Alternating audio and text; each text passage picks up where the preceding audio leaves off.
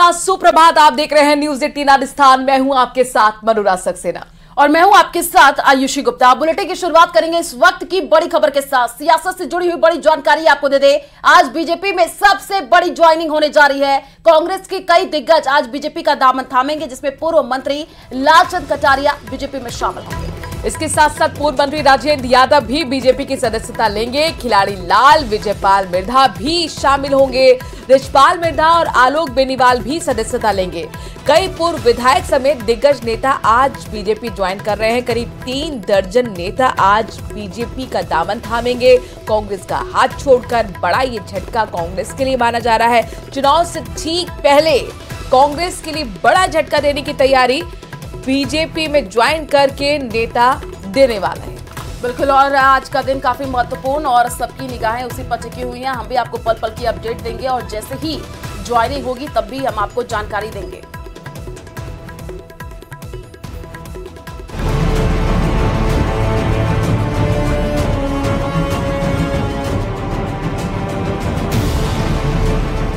प्रदेश की सियासत में सबसे बड़ा उलटफेर, कांग्रेस नेताओं का बीजेपी में पलायन। लोकसभा चुनाव से पहले कांग्रेस को बड़ा झटका। कई दिग्गज थाम सकते हैं बीजेपी का दामन।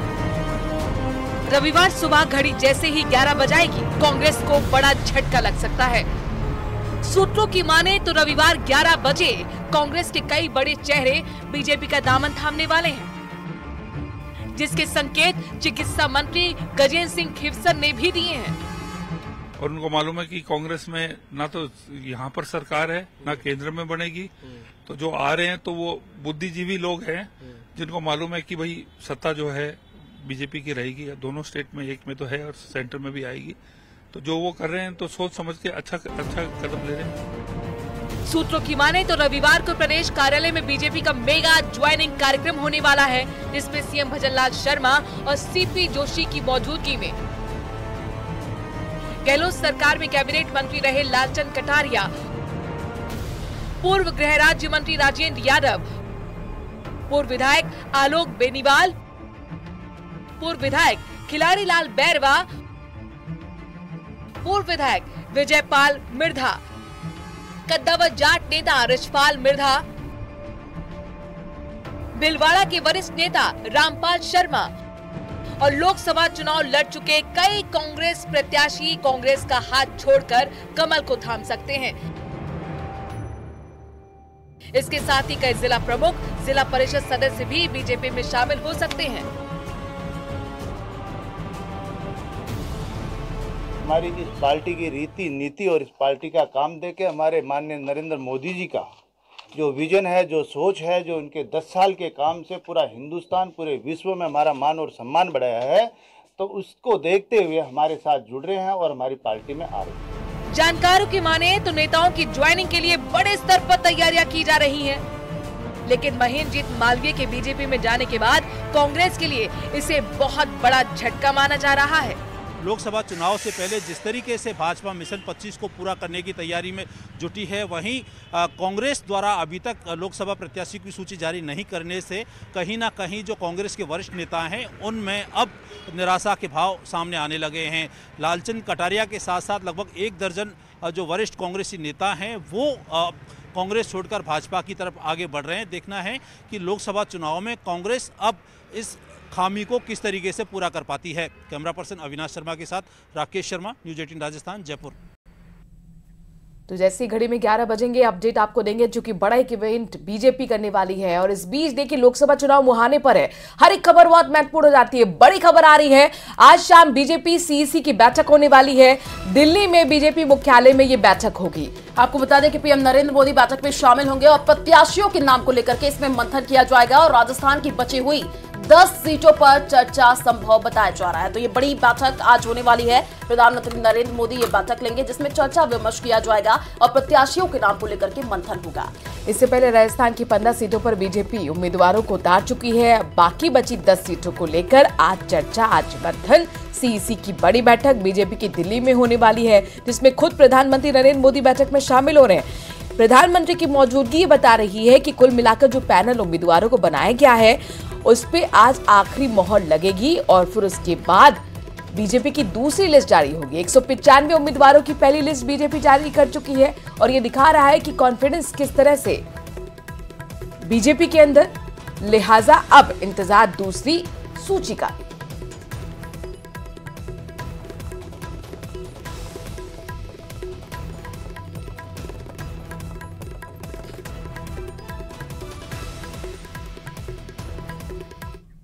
तो इस वक्त की बड़ी जानकारी आपको दे दें, आपको बता दें कि प्रदेश में 2 दिन तक पेट्रोल पंप बंद रहेंगे और प्रदेश में आज और कल जो पेट्रोल पंप है वो बंद रहने वाले हैं। पेट्रोल डीजल पर वैट कम करने की मांग की जा रही है। दरअसल डीलर कमीशन में बढ़ोतरी की मांग यहां पर की जा रही है और उसी को लेकर यह हड़ताल। तो अगर आप राजस्थान में रहते हैं तो ये खबर आपके लिए बहुत बहुत महत्वपूर्ण हो जाती है, क्योंकि 2 दिन तक पूरे प्रदेश में पेट्रोल पंप बंद रहने वाले हैं। आज और कल पेट्रोल पंप बंद हैं। पेट्रोल डीजल पर वैट कम करने की मांग लगातार उठ रही है प्रदेश में। डीलर कमीशन में बढ़ोतरी की मांग और ऐसे में आज सुबह 6 बजे से पेट्रोल डीजल की मारामारी मचने वाली है। बिल्कुल, और देखिए पहला ऐसा मौका नहीं है, इससे पहले भी तस्वीरें देखने को मिली थी जब प्रदेश में पेट्रोल पंप बंद था, लोगों को काफी परेशानियों का सामना करना पड़ा था। और आज भी देखिए पेट्रोल पंप बंद रहने वाले हैं। डीलर कमीशन में बढ़ोतरी की मांग और इसको लेकर के अब पेट्रोल डीजल की मारामारी आज होगी और कल भी पेट्रोल पंप बंद रहेंगे।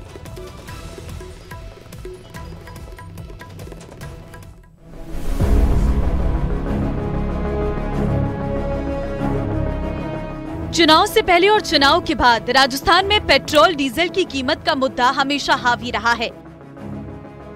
अन्य राज्यों से महंगा होने के चलते पंप संचालक काफी नुकसान भी उठा रहे हैं।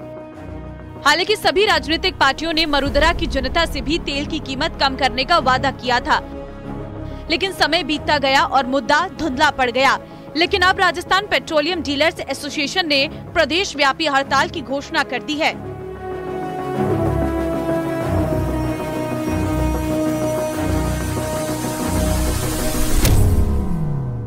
एसोसिएशन ने प्रदेश में पेट्रोल और डीजल की दरों में वैट कम करने की मांग की है।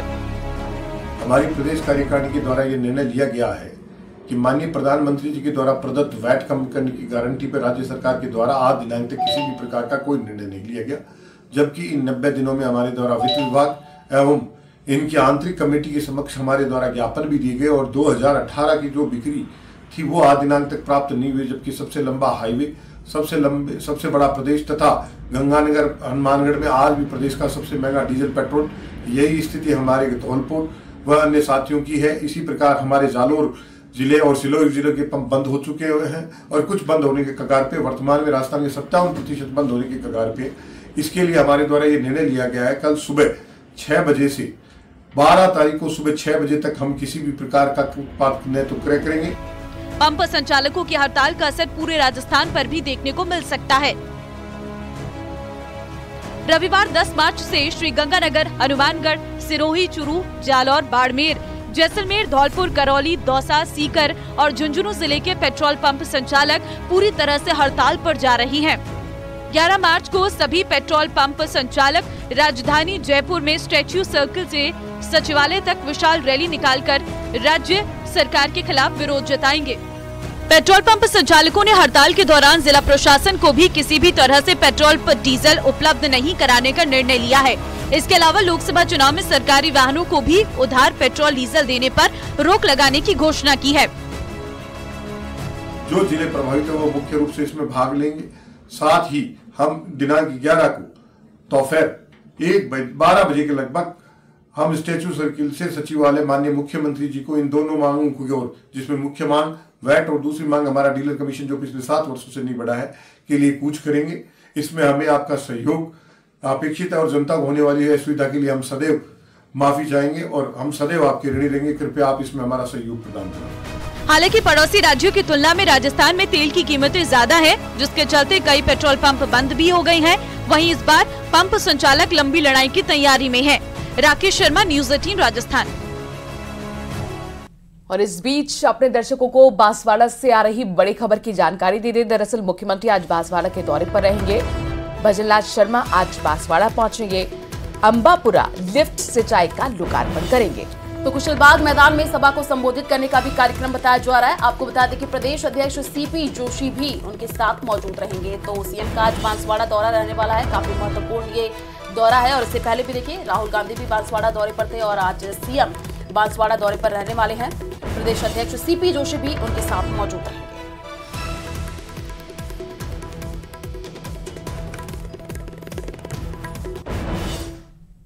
तो राजस्थान पुलिस अब बदमाशों पर सख्त कार्रवाई को लेकर के पूरी तरीके से एक्शन में है। आपको बता दें कि झुंझुनू में पुलिस की 71 टीमों ने 439 जगहों पर दबिश देकर के 323 ऐसे लोगों को पूछताछ के लिए डिटेन किया है। एसपी राष्ट्रीय राज वर्मा ने बताया कि सभी बदमाशों को रडार पर लेकर उन पर नजर रखने का संदेश दिया गया है और इस कार्रवाई के दौरान अवैध खनन, अवैध शराब तस्करी, जुआ एक्ट और आर्म्स एक्ट के तहत भी कार्रवाई कर गिरफ्तारियां की गई हैं।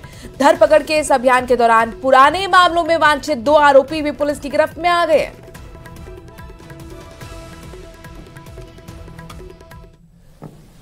आज सुबह से अपने पूरे जिले में झुंझुनू में हमने स्पेशल टीम का गठन करके जगह जगह दबिश दी है और जितने भी अपने ज़िले के जो हार्डकोर अपराधी हैं, हिस्ट्री शीटर्स हैं, arms act, NDPS act, excise act, पहले के जितने चालानशुदा अपराधी हैं, साथ ही वर्तमान में जो सक्रिय हैं, हो सकता है पहले के चालानशुदा ना भी हों पर वर्तमान में जो सक्रिय हैं, अलग अलग गैंग्स मेंबर से जिनका संपर्क रहा है, इन सब की हमने लिस्टिंग की पिछले 3-4 दिनों में और आज सुबह से हमने थाने लेवल पर करीब 71 टीमों का गठन करके 439 जगह हमने दबिश दी है, जहां पर कई बार नेताजी ऐसे बयान देते हैं जिनकी चर्चा से सियासत शुरू हो जाती है और ऐसा ही एक बयान मंत्री कन्हैयालाल चौधरी ने भी दिया है।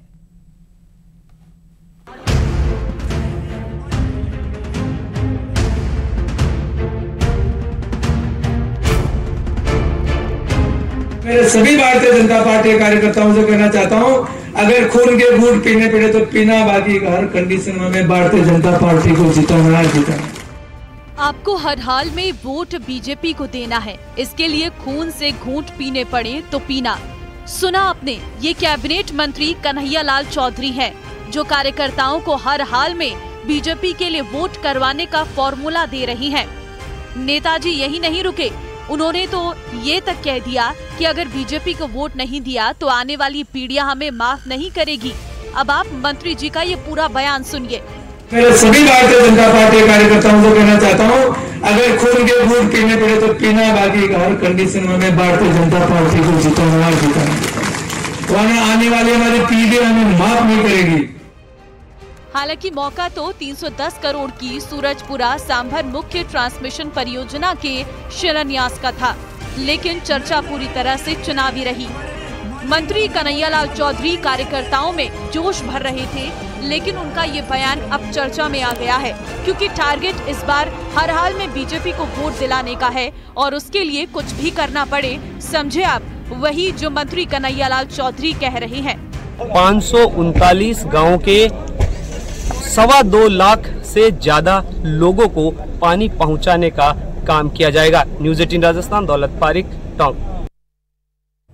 तो चलिए रुक करते अगली खबर की ओर। टोंक में गर्ल्स कॉलेज में होनहार छात्राओं को स्कूटी दी गई। आपको बता दें कि देवनारायण कालीबाई स्कूटी योजना के तहत 991 लड़कियों का इसमें सिलेक्शन हुआ है, जिनमें से 51 लड़कियों को स्कूटी दी गई। कार्यक्रम के मुख्य अतिथि बीजेपी के जिलाध्यक्ष अजीत सिंह मेहता ने लड़कियों से बातचीत की और कहा कि ग्रामीण लड़कियों से परिवार वालों को बहुत उम्मीदें हैं।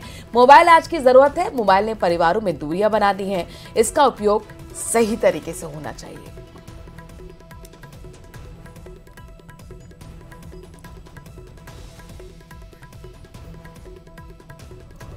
और आज जो है 51 लड़कियों का स्कूटी वितरण यहाँ पे किया गया है।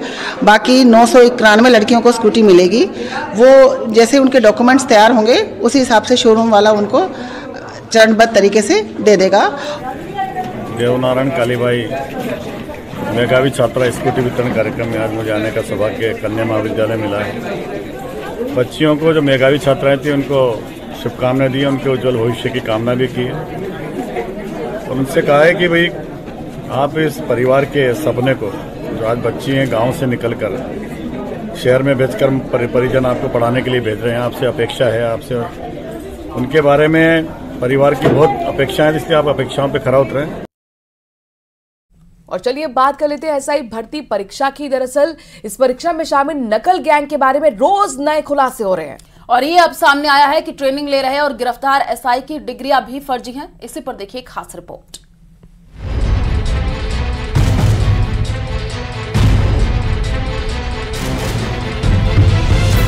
एसआई भर्ती परीक्षा में एक और बड़ा खुलासा।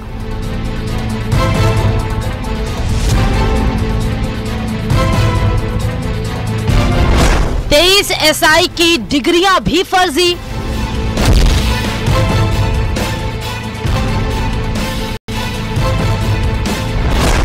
फर्जी एसआई, फर्जी डिग्रियां। युवाओं के भविष्य के साथ खेलने वाले पेपर माफिया पर नई सरकार ताबड़तोड़ एक्शन कर रही है। साल 2021 में हुई एसआई भर्ती परीक्षा में नकल गैंग के खुलासे के बाद कुछ गुनाहगार अभी सलाखों के पीछे हैं, लेकिन अब भी कई बड़ी मछलियां पकड़ से बाहर हैं।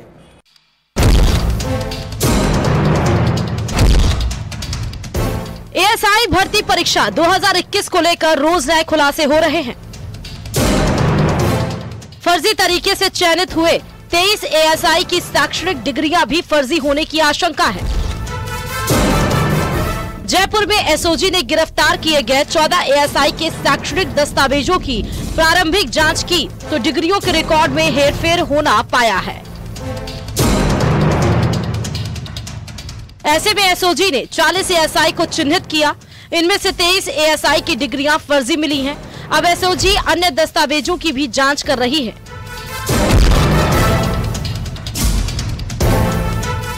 वहीं एफएसएल की टीम शुक्रवार को भी गिरफ्तार 14 एएसआई के हस्ताक्षर और राइटिंग के नमूने लेने में जुट रही है।